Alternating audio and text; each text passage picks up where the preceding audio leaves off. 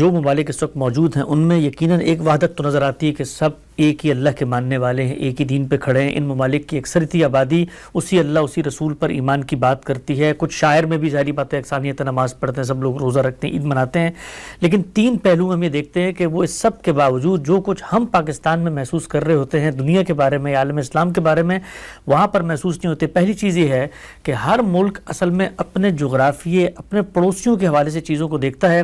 مثلا ہمارے لیے کشمیر کا مسئلہ بہت اہم ہوگا، لیکن ہم یہ دیکھتے ہیں کہ عالم عرب کے اندر یا مثال کے طور پہ جو مشرق بعید کے ممالک ہیں ان کے لیے کشمیر کے مسئلے کی وہ اہمیت ہے ہی نہیں۔ وہ تو ہمیشہ یہ دیکھتے ہیں کہ جی ان کے ارد گرد کے ممالک کے ساتھ ان کے تعلقات کیسے ہیں، اگر وہاں پر اس طاقت کا غلبہ ہے جو یہاں پر ہو سکتا ہے ہمارے ساتھ ظلم کر رہا ہو تو وہاں ان کے ساتھ اچھے تعلقات رکھتے ہیں۔ دوسری چیز معیشت ہوتی ہے، ہم یہ دیکھتے ہیں کہ وہ مسلمانوں کو بائی پاس کر کے بھی اگر کسی ایسے ملک کے ساتھ تعلق قائم کرنا ہو جو معیشت کو مضبوط کرے، پورا اس وقت ہمیں مشرق وسطیٰ انڈیا کے ساتھ تعلقات بناتا ہوا نظر آتا ہے، اگرچہ دین کے لحاظ سے بالکل ہی الگ ہے۔ اور تیسری چیز ہم سب جو کلچر ہے وہ اتنا مختلف ہے، اتنے اس کے اندر جو سماجی ظاہرے ہیں ان کے اندر اختلاف ہے کہ کوئی بظاہر وحدت نظر نہیں آتی، صرف ایک دین کی بات ہے۔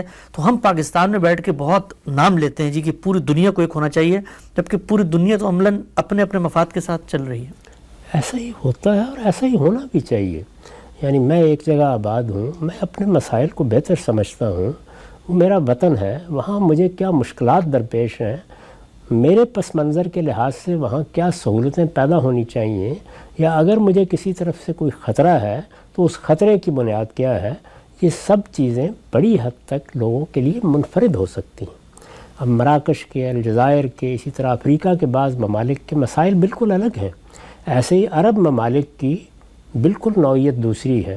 مشرق بعید کے ملکوں میں ہم نے رہ کے دیکھا، وہاں مسائل کی نوعیت ہم سے بہت مختلف ہے، تو ہر جگہ یہ مسائل بھی مختلف ہوتے ہیں، ان کے بارے میں سوچنے کا انداز بھی مختلف ہو جاتا ہے۔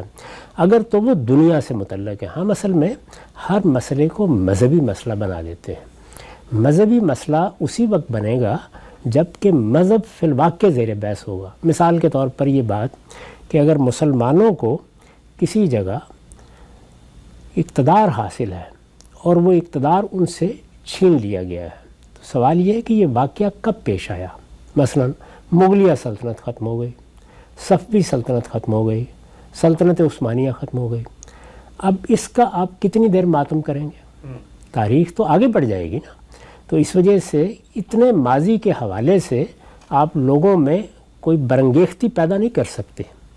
یعنی اس کو مذہبی حوالے سے بھی اگر پیش کریں تو یہ معلوم ہے کہ یہاں تحریک خلافت چلائی گئی اور اس میں کوشش کی گئی کہ خلافت قائم رہے، یعنی خلافت عثمانیہ قائم رہے، یہاں تک کہ اقبال نے بھی نوحہ کہا کہ چاک کر دی مرد ناداں نے خلافت کی قبا، بلکہ ترک ناداں نے خلافت کی قبا۔ تو یہ سب چیزیں اپنی جگہ موجود ہوں گی، رہیں گی، ان کے بارے میں کچھ لوگ اپنے جذبات کا اظہار بھی کریں گے، لیکن یہ ماضی کا قصہ بن گیا، یہاں تک کہ اب کسی کو تحریک خلافت اس طرح یاد نہیں ہے۔ یعنی ترکی سے یہ مطالبات اب آپ روزانہ نہیں کرتے، یہاں تک کہ وہاں بڑی تبدیلی آئی تو اس کے بعد بھی عالمی سطح پر کوئی مطالبہ مسلمانوں کی طرف سے نہیں اٹھ کھڑا ہوا کہ وہاں خلافت بحال کر دی جائے۔ یہ ماضی کا قصہ بن گیا۔ جو چیزیں اس وقت موجود ہوتی ہیں ان میں نے پہلے عرض کیا کہ ان میں علاقائی، مقامی ضرورتیں، سہولتیں اور عصبیتیں وہ سب اپنا کردار ادا کرتی ہیں۔ اس کو آپ ایک مذہبی مسئلہ اگر بنانے کی کوشش کرتے ہیں تو اس کو پھر آپ کو اسٹیبلش کرنا پڑتا ہے کہ اس کی مذہبی اہمیت فی الواقع ہے۔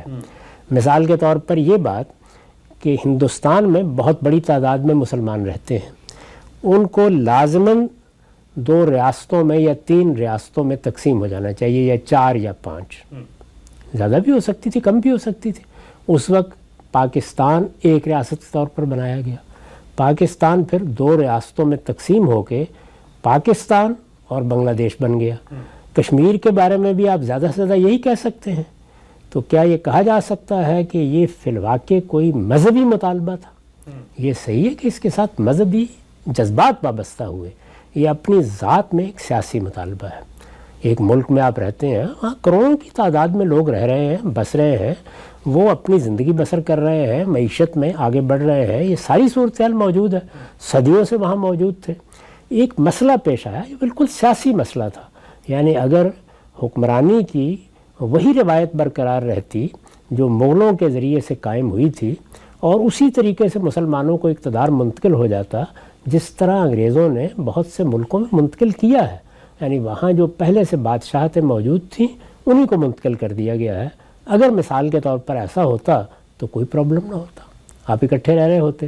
لیکن جب یہ معلوم ہوا کہ یہاں تو اقتدار اکثریت کے پاس آ جائے گا، اور اکثریت چونکہ ایک خاص زاویہ نظر رکھتی ہے مذہب کے لحاظ سے بھی، ثقافت کے لحاظ سے بھی، تہذیبی روایات کے لحاظ سے بھی، اور اپنے تاریخی پس منظر کے لحاظ سے بھی، تو اس کا ایک لازمی نتیجہ یہ نکلے گا کہ اس کا استبداد قائم ہو جائے گا.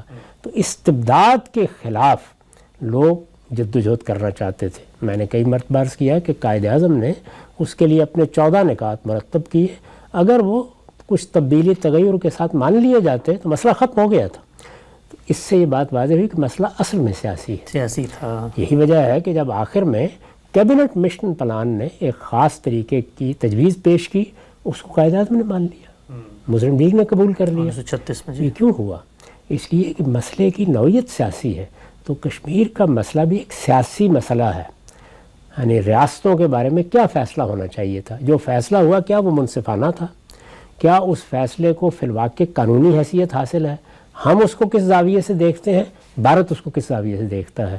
تو یہاں اگر آپ غور کر کے دیکھیں تو مسئلہ اپنی نوعیت کے لحاظ سے سیاسی مسئلہ ہے. سیاسی مسئلے کے بارے میں میں ایک رائے رکھ سکتا ہوں، آپ ایک رائے رکھ سکتے ہیں، سعودی عرب ایک اور رائے رکھ سکتا ہے، اسی طرح سے مشرق بعید کے ممالک کو اور رائے رکھ سکتے ہیں.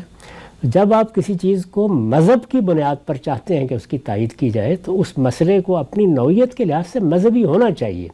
اگر وہ مسئلہ مذہبی ہوگا تو پھر ہر جگہ سے لوگوں کی تائید آپ کو مل سکتی ہے. یعنی ابھی بھی مذہب ایک بڑی قوت کے طور پر موجود ہے، اور لوگ بعض اوقات مذہب کو ترجیح دے کر اپنے مفادات کے خلاف بھی رائے قائم کرتے ہیں. اس کی مثالیں موجود ہیں، مشرق بعید کے ملکوں نے کیا ہے، اور بھی بعض جگہوں کے اوپر آپ کو ایسی مثالیں مل جائیں گی. لیکن یہ اسی وقت ہوگا کہ مسئلے کو آپ مذہبی حیثیت سے اسٹیبلش کر سکیں. اگر وہ مسئلہ سیاسی ہے تو سیاسی مسئلے میں تو آپ جانتے ہیں کہ ایک قوم کو میرا سیاسی مسئلہ سمجھ میں آئے گا، دوسرے کو نہیں آئے گا.